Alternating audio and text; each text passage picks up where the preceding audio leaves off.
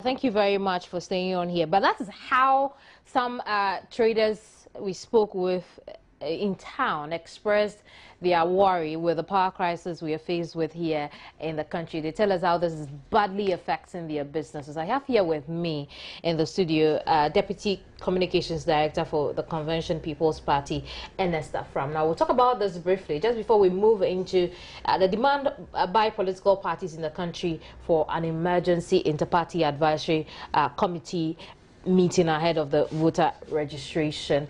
Thank you very much, Ernest, for your time. Thank you too. Yeah, these power crisis, where does the CPP sit on it? You know, unfortunately, I mean, it's not even a CPP, a CPP stand or anything, but what really matters at this point is that these problems are new. We've known these things for ages to come.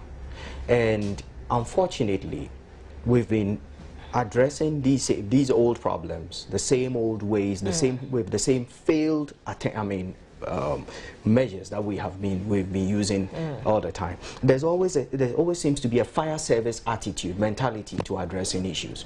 So we wait till one generator goes off. I mean, I was listening to the Minister of Energy yesterday, and he's talking about, oh, some capacity blew and all that. And I asked myself, in other nations, don't their electricity generating plants use capacitors? Don't they use generators, etc.? What do they do to ensure that when one capacitor goes off or one generator goes off, another one is there as a backup to hold the fort?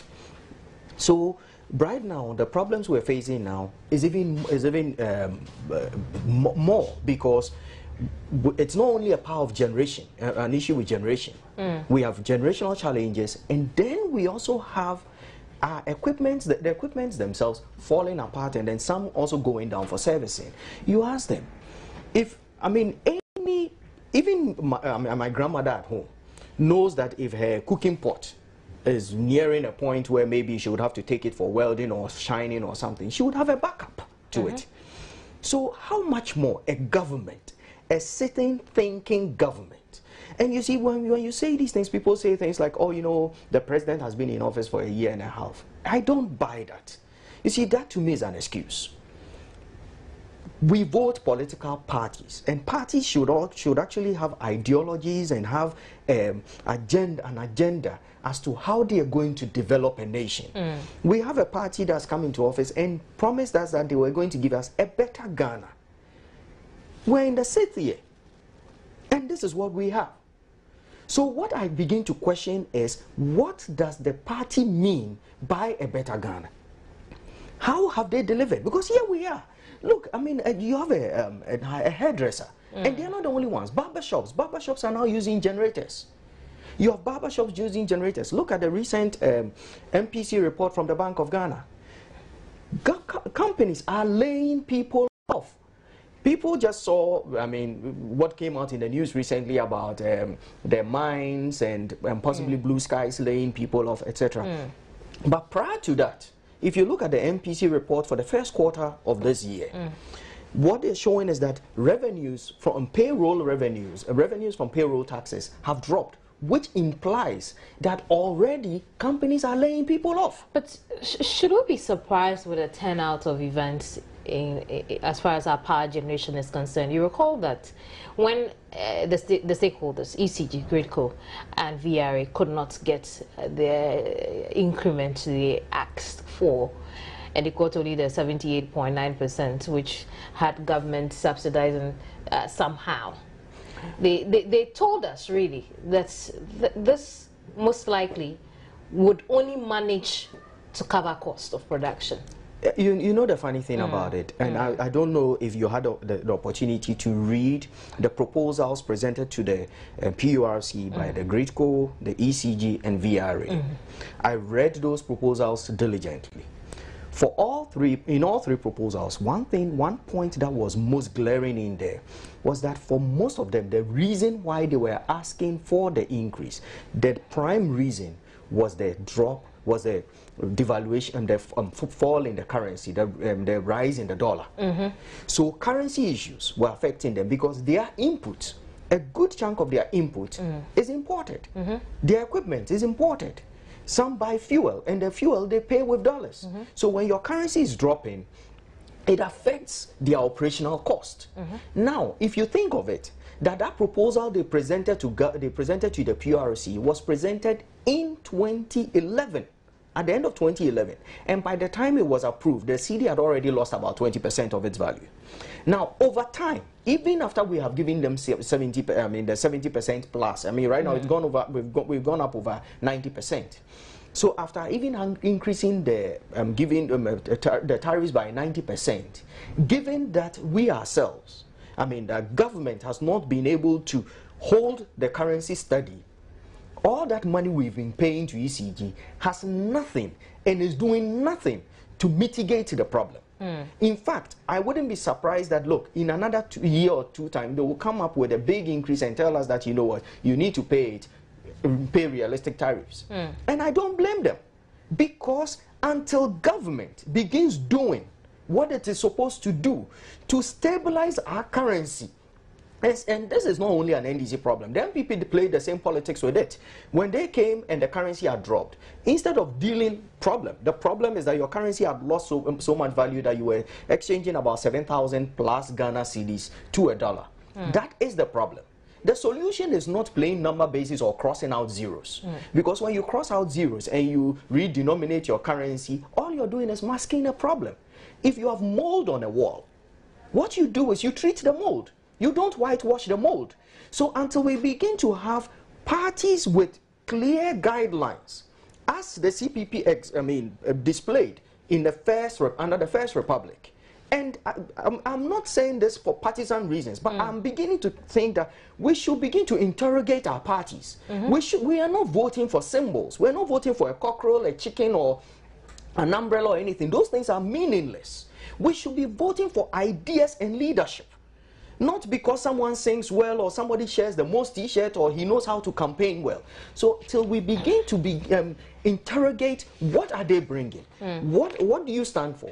How are you going to do this? To date, if I were asked to ask you or ask anybody, we've talked of a better Ghana agenda for years. Who knows what it means? A minister would be able to tell you what the MDG goals are and wouldn't even be able to tell you what better Ghana agenda means.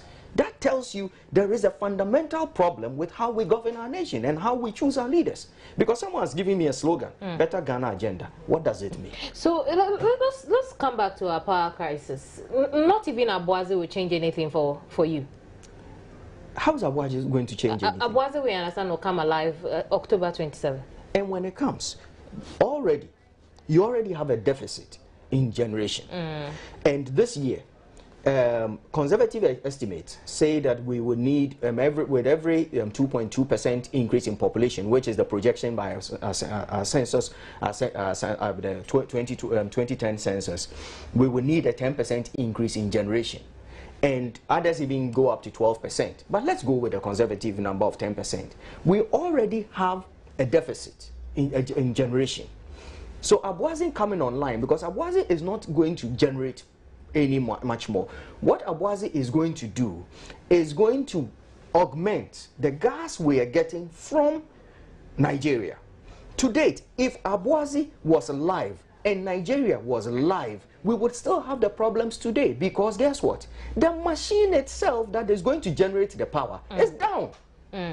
The machines that are supposed to be generating the power are on maintenance. So you can give us all the gas until someone begins to think that, you know what, if besides the fuel needed for generation, we need to have the machines, and we should have backups to the machines. That is when you begin to think. But you see, we wait for things to fall apart, and then at the last minute we bring out the fire service only to quench the fire. I always tell you, if you want to know how this nation runs, look at how we deal with market fires. We get the market fire, we bring the fire service, we quench the fire. The fire service tells us what it is. We set up a committee. The committee does their thing. The report sits on someone's desk only to wait for the next fire. And it's the same thing we're doing with electricity. The same thing we're doing with water. And it all boils down to leadership and ideas. And trust me, as I sit here, I have not seen any since the inception of the Fourth Republic. Then you talk about backup. And I want to know, what will be our backup to the maintenance? Let's take a good example. You remember the printing press guy you were speaking, I mean, that was interviewed. He said they have a generator. Okay. So that when the power fails, the generator kicks in. Most companies, even barbering shops, the barber had the sense to think that, you know what, when power fails, given the possibility, we would have this. Okay, here you have a plant, and you know that every year, in between once a month or twice, once or twice in a year, you would have to pull this equipment down for maintenance. Do you need Einstein to come, or Jesus to come down from heaven to tell you that, look, you will need a backup equipment, that whenever this machine, this goes down for maintenance, you pull that one up to replace it, to run for the period when this is down, and then as soon as this comes, you finish with maintenance, you bring this back up. Is it that easy, as you say? It may not be that easy. I'm sure someone will tell you, yes, the equipment costs money. But trust me, we have found money to do silly things. We have found money to do very silly things. Really? So if we can find money to do these, things that don't actually are counterproductive to our development, wouldn't it be more important to invest some of these monies into things that matter to our lives? Look, you're talking about industrialization. You're talking about improving the manufacturing sector. You're talking about people. I've heard the president say countless times, you know what, let's start consuming made in Ghana goods. Let's consume made in Ghana goods. How? Who is going to produce that? With what energy? We all learned in primary school that energy is key to manufacturing. Energy is key to industrialization. If you look at the whole industrial cycle, it was when the Europeans developed identified coal as a source of energy. That's when the locomotive and stuff came in, and then they began to build factories that run on coal. And that's how their industrialization started. Then they went into the Iron Age, but it all depended on coal. Then from there, they developed energy from the coal, began to go into hydro energy, nuclear energy, etc. Energy is key to production. So unless when the president is talking about consume made in Ghana goods, he's thinking of we sitting there and knitting cloth together and everything, then that's what you're talking about. But if you're talking about serious competitive production, you will believe that for the past whatever number of years that this government has been in power, energy would have been its focus, not some of the jokes and games they've been playing. And it's the same thing. The previous party, the NPP that was there before them, 8 solid years. Yes, they went and went back to Kwame Nkrumah's Bui Dam idea. But we still have atomic sitting there. Atomic energy. I mean, unfortunately, last night I spent a good part of my night last night reading Nkrumah's Dark Days in Ghana. Okay. And when you read it, you weep, because there's a blueprint for developing this nation, and this blueprint is still sitting there. And what they do is they go in and cherry pick. Okay, you know, I like this and I don't like this, and they just do things haphazardly. Let's look at the kind of responses we are getting from all three stakeholders, GRIDCO, VRA, and the ECG. What's your interpretation in the kind of responses they are giving us as consumers? I get a double speak from all these agencies, and I'm surprised it took the PURC this long to finally find their voice. Because in fact, last week I was talking to someone that, look, someone needs to start talking to PRC and ask them to come and account for the monies we've been paying. I mean, they asked us to pay. Now, if you listen to GRIDCO will tell you that if the VRA produces the energy, they would send it out there. ECG would also tell you that if they get the energy, they will distribute. Then VRA also tells you that, look, my equipment is down, and this one has lost a capacitor, and I'm doing maintenance on that one, and I do not have gas with this one, and I have to buy fuel here. None of these issues that I have raised here is rocket science or cannot be foreseen. You see, if let's say VRA told me that, you know what, there was a hurricane, and so we have a problem, it's different. Maintenance, you know. Equipment falling equipment breaking down, you would believe that by now you already have contracts with a parts supplier. And if you are a serious business, there's something we call RMAs, return materials. What happens is that if these huge equipments, because people know the key functions they play in various economies, if, say, GE produces a capacitor for a generator, when you call them and you say, hey, you know what, my capacitor is down, depending on the kind of relations you have with your parts suppliers, what they will do is they would send you a replacement part to use whilst you ship the broken part to them. That is international ISO standard. So unless maybe they are using some run-of-the-mill parts supplier from someone's backyard to do their business, and you ask yourself, these people sitting there are professionals. They travel. They spend. We spend good money on them to go to workshops to experience the best things. And you know, sometimes it's very frustrating because there are little things you see and you ask yourself that, look, it's either people do not care about the people they're supposed to be serving, or they're thoughtless. Because I'll give you a classic example. When was the last time you went to the Accra International Airport? It's been a while. Have you seen, when you're driving there, you would not see any sign that shows you, oh, you know, left is the departure hall, right is the arrival hall, or take left to the local flights or international flights or anything. And that's an international airport.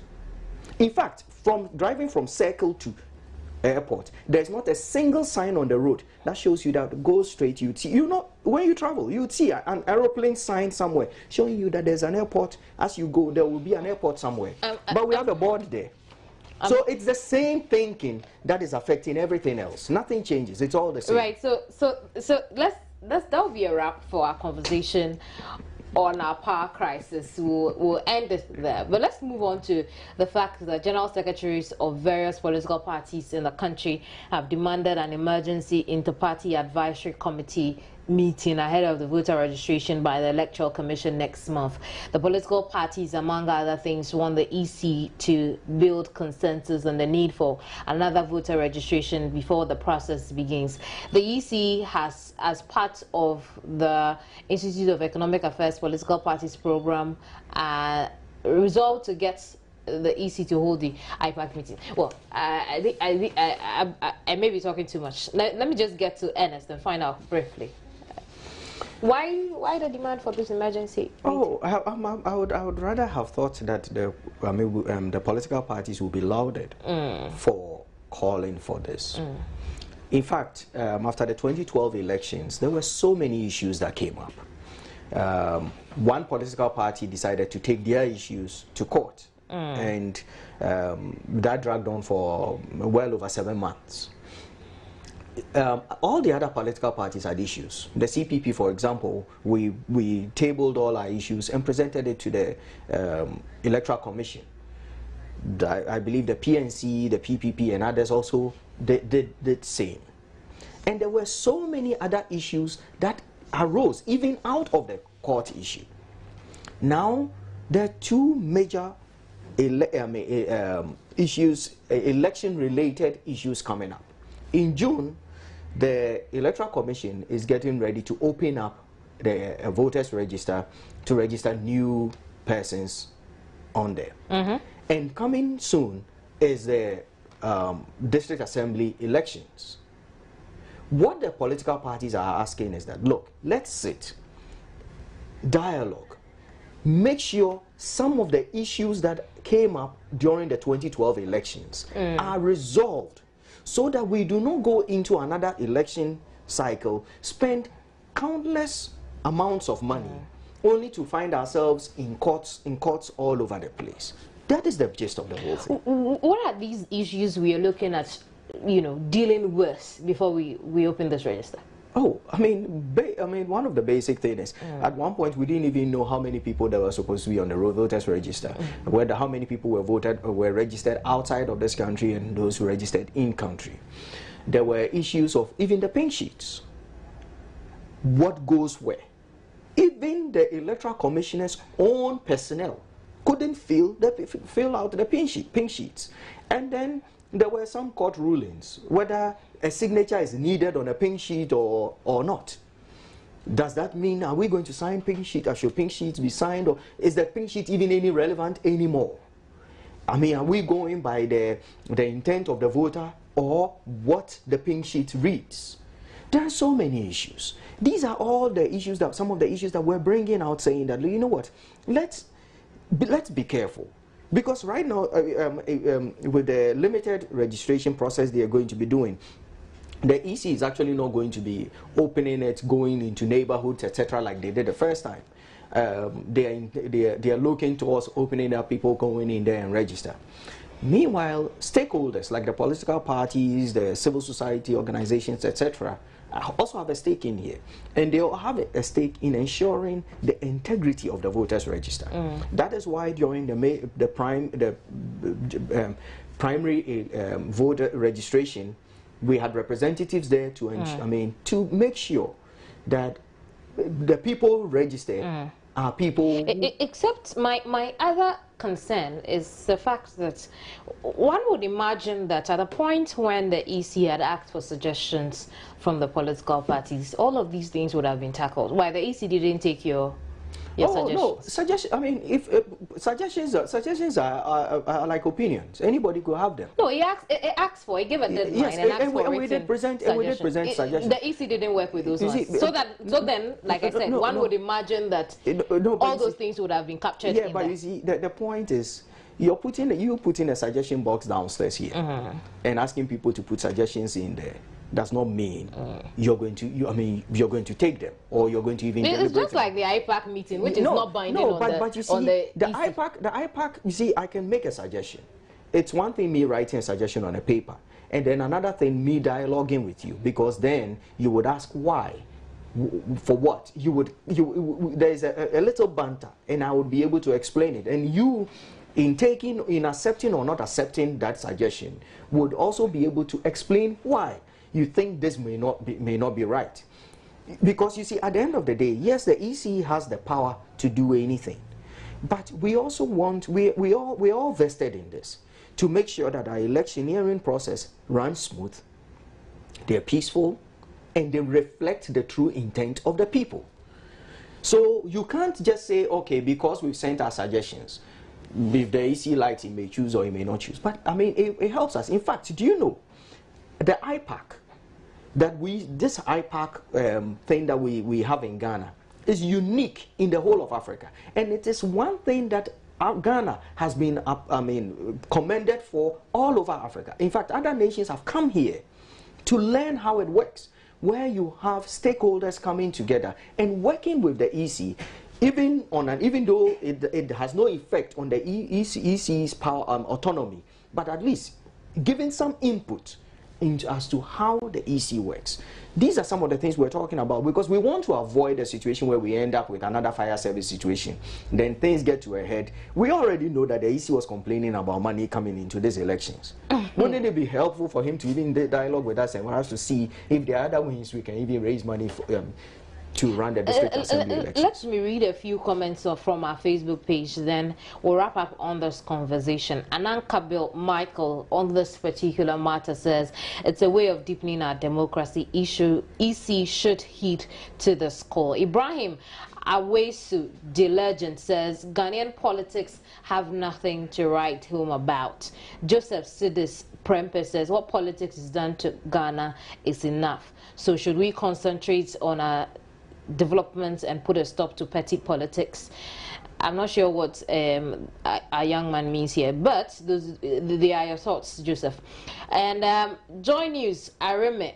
I think Areme has adopted the brand Joy News, but it's all good. And he says, thank you. Godfred Answer says, you're talking about Babylon. So I really don't understand that either, but I'm totally grateful for the comment you sent in.